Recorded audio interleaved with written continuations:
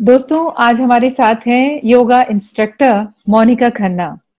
योग वैसे तो कहते हैं कि हमारी डेली लाइफ का एक हिस्सा होना चाहिए, लेकिन उसमें बहुत सी बातें ऐसी होती हैं जो बारीकियां होती हैं, वो हमें नहीं पता होती हैं। वो जब तक कोई बताए नहीं तब तक उसे करना बेहतर नहीं होता है। तो आज लव जिंदगी पर हमने सोचा क्यों ना किसी ऐसे व्यक्ति को लाया जाए जो आज योग इंटरनेशनल डे भी है, और वो हमें योग से रिलेटेड हमारे दिमाग में जितने भी सवाल आते हैं उनका जवाब हमें दे सकें।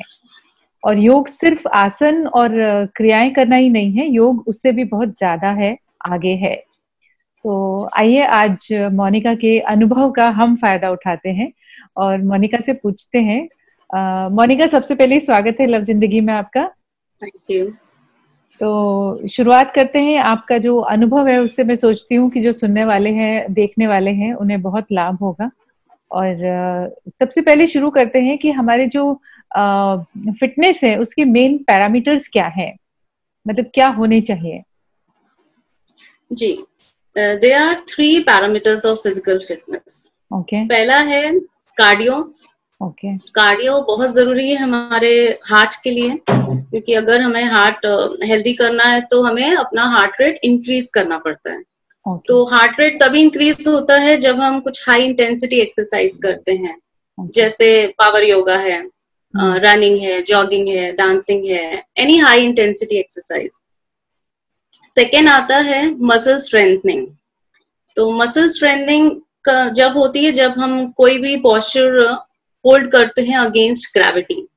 अच्छा। जैसे वीरभद्रासन है, प्लैंक हम करते हैं, अच्छा। एंड उत्कट आसन है। जो भी, जैसे हम कोई हाथ भी अगर हमने उठाया तो उसको अगेंस्ट ग्रेविटी हम कितनी देर तक उठा पाते हैं। So that all comes under muscle strengthening. तीसरा है flexibility.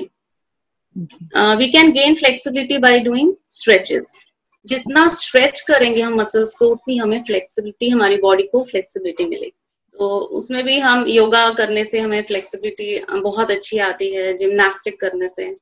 So I think once again we prove that yoga has all the 3 parameters of physical fitness. Okay. अच्छा, एक और चीज है, आमतौर पर ये कहा जाता है कि सुबह अर्ली मॉर्निंग सूर्योदय से पहले करना चाहिए या सूर्योदय के बाद करना चाहिए या कब करना चाहिए। इस बात को लेकर काफी सवाल रहता है कि क्योंकि लोगों के पास समय सीमा होती है, वो सोचते हैं कि अभी कर सकते हैं कि नहीं, बाद में करना ठीक रहेगा। तो आपके हिसाब से क्या सही समय होता है योगा करने के लिए? देखिए, योगा करने का सही समय, जैसे हमारे ऋषि पतंजलि ने योगा सूत्र में बताया है कि जो ब्रह्म मुहूर्त होता है सुबह का, बिफोर सनराइज, अच्छा, वो आइडल है योगा करने के लिए। अच्छा। या फिर जो सेकेंड बेस्ट टाइम है योगा करने के लिए, वो इवनिंग, जस्ट अराउंड सनसेट। अच्छा। ये तो हो गया, लेकिन आजकल हम देख रहे हैं कि हमारा लाइफस्टाइल ऐसा है, हमारा रूटीन ऐसा है कि हम लेट से सोते हैं। तो सुबह कोई कैसे 4 बजे या 5 बजे उठ के कोई योगा कर सकता है, उसकी नींद नहीं पूरी होती है। तो उसमें हम थोड़ा ऑल्टर कर सकते हैं। जैसे, और एक और चीज है कि हमें गैप जरूर रखना चाहिए खाने के और योगा करने के, वो बहुत जरूरी है। अच्छा। तो अगर किसी भी टाइम आप करें, आप 2 से 2.5 घंटा मिनिमम आपको गैप रखना चाहिए। अच्छा। तो जैसे अगर आपने ब्रेकफास्ट किया, अर्ली मॉर्निंग अगर आप नहीं कर सकते, तो ब्रेकफास्ट किया अगर मान लीजिए आप 8 o'clock, तो 10-10:30 का टाइम आप योगा कर सकते हैं। अच्छा, पर इतना हाँ, टाइम वो गैप बात अलग जरूरी है होता है। कि हाँ, टाइम गैप बहुत जरूरी होता है। और वो बात भी सही है कि मॉर्निंग में जो करने से जो हमें बेनिफिट्स मिलते हैं उसका कोई मैच नहीं है। लेकिन ये है कि अब एडजस्ट तो करना पड़ता है थोड़ा, तो उसके लिए हमें आफ्टरनून में या बिफोर नून भी हम कर सकते हैं। ओके। लेकिन हमें लेट इवनिंग नहीं योगा करना चाहिए। अच्छा। आसनास जो हाई इंटेंसिटी होते हैं वो नहीं करने चाहिए। कामिंग आसनास कर सकते हैं, प्राणायाम कर सकते हैं। और आपके हिसाब से सीक्वेंस क्या रहना चाहिए योग करने का? हाँ, पहले हमें योगा करने से पहले आप चाहे आधा घंटा निकाल रहे हैं, चाहे 1 घंटा निकाल रहे हैं, उसके लिए हमें कंडीशनिंग बहुत जरूरी है माइंड की। अच्छा। पहले आपको कंडीशनिंग करना है कि ये जो आने वाला आधा घंटा है, 1 घंटा आप अपने आप को दे रहे हैं, तो ये पूरा आपके लिए होना चाहिए। And you have to prepare your mind. तो ब्रीदिंग से कर सकते हैं, कुछ 2-3 आप डीप ब्रीथ कर सकते हैं, डीप ब्रेथ लीजिए। उसके बाद धीरे धीरे आप वार्म अप पहले स्टार्ट कीजिए, अच्छा जो हेड टू टो होना चाहिए ये सीक्वेंस में। First you start with your neck, then shoulders, then twisting, then knee lifts, then ankle, like that. अच्छा, तो इससे ऊपर क्या से होता है, नीचे हमारे की तरफ जॉइंट्स जाना है। या ऊपर से नीचे, उससे हमारे जॉइंट्स लुब्रिकेट होते हैं। आप अपनी पहले तो आपने अपने माइंड को प्रिपेयर किया योगा करने के लिए, अब आप अपनी बॉडी को प्रिपेयर कीजिए योगा करने के लिए। ओके। तो उसके लिए warm up is very important. और बेसिक आसन आपके हिसाब से क्या क्या है हेल्थ की मेंटेनेंस के लिए? हाँ, जैसे कि मान लीजिए कोई बिगनर है जिसने योगा पहले नहीं किया, या वो इतना टाइम नहीं डिवोट कर सकते, तो उनके लिए बहुत ही कुछ है, 1-12-13 आसन जो बहुत ही सिंपल है, बेसिक है और इजी है, कोई भी कर सकता है। अच्छा। इससे आपको बेनिफिट भी उतना ही मिलेगा। ऐसा नहीं है कि आप इतने आसन कर रहे हैं और कुछ एडवांस पोजेस नहीं कर रहे हैं तो आपको बेनिफिट नहीं मिलेगा, ऐसा कुछ नहीं है। अगर आप अच्छे तरीके से, सही तरीके से अगर आप पोस्चर करते हैं तो आपको उतना ही बेनिफिट मिलेगा। तो पहले हम स्टार्ट करते हैं स्टैंडिंग आसना से। अच्छा। हमेशा ऐसे ही सीक्वेंस होना चाहिए, first standing, then sitting, then lying down. Okay. तो स्टैंडिंग आसनास में आप ताड़ासन कर सकते हैं। कोन ताड़ासन बहुत जरूरी है और बहुत अच्छा है आपके बैलेंस के लिए। अच्छा। Konasana for your sides, for your love handles. Then forward bending, backward bending. उसके बाद आपको ट्विस्ट करना बहुत जरूरी है, तो एक कटी मंथ आसन होता है वो आप कर सकते हैं, ट्विस्टिंग योर टॉर्सो। ओके। उसके बाद जैसे आपने वार्म अप किया जिस सीक्वेंस में, तो वैसे ही सीक्वेंस से अगर आप आसन भी करेंगे तो आप कुछ चीज मिस नहीं करेंगे।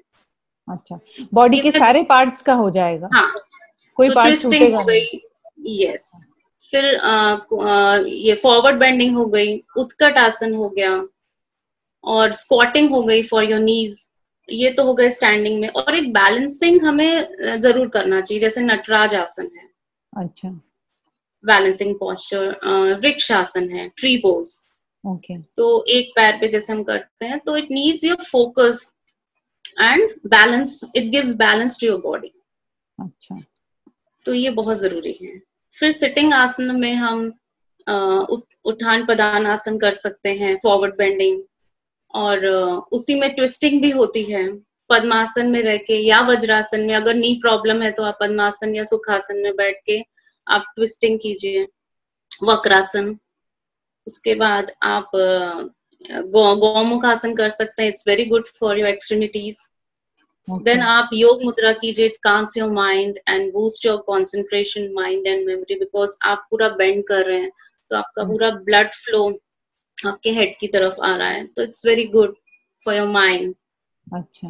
तो ये कुछ बेसिक हैं। फिर आप लाइंग डाउन में आप स्ट्रेचिंग पहले कर लीजिए, जैसे हम स्टैंडिंग में स्ट्रेचिंग करते हैं वैसे लाइंग डाउन में स्ट्रेचिंग कीजिए। उसके बाद वक्रासन है व्हाइल लाइंग डाउन। वक्रासन के 3 वेरिएशंस हैं, वो आप कर सकते हैं, that's very good for your digestion. उसके बाद आप सेतुबंध आसन बहुत अच्छा है आपके थायराइड के लिए। अच्छा। और आनंद आसन एक पेल्विक ओपनिंग आसन है, this is very good for women for their gynaec health.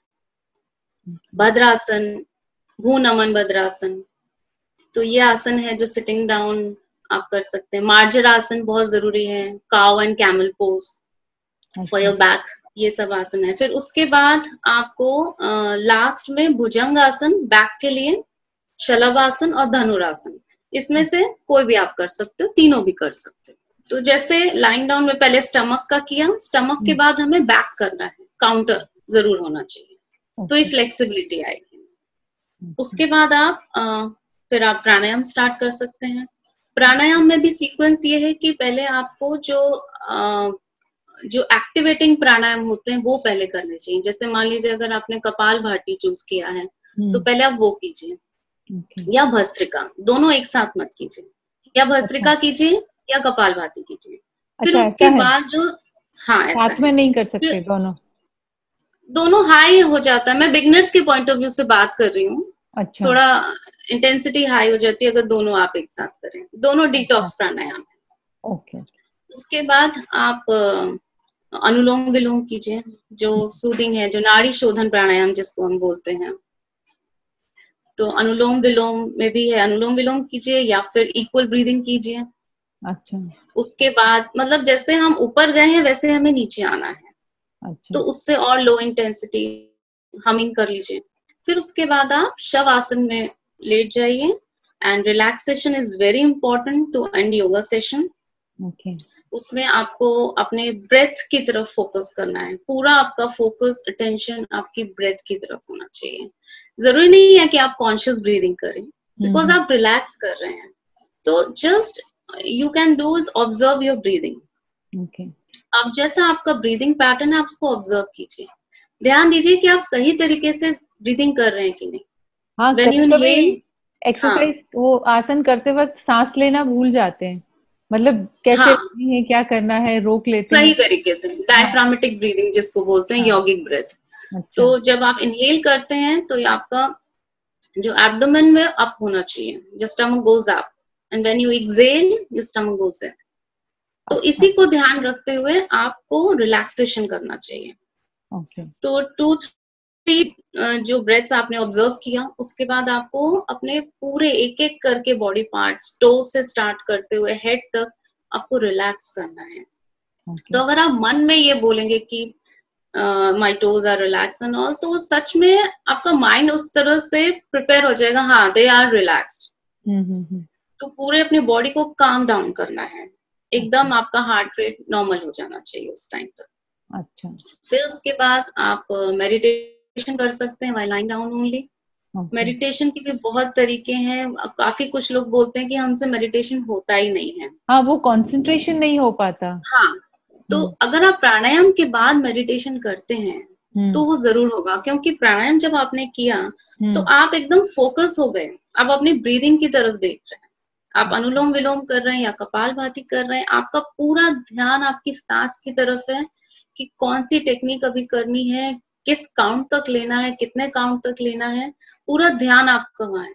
हम्म उसके बाद अगर आप मेडिटेशन करते हैं तो आपका उस टाइम तक माइंड प्रिपेयर हो चुका होता है, आपको इधर उधर के थॉट्स नहीं आते। और हम्म अगर आते भी हैं तो आप इतना परेशान मत होइए, just hmm. Don't answer those thoughts, okay let it be, let it go. Okay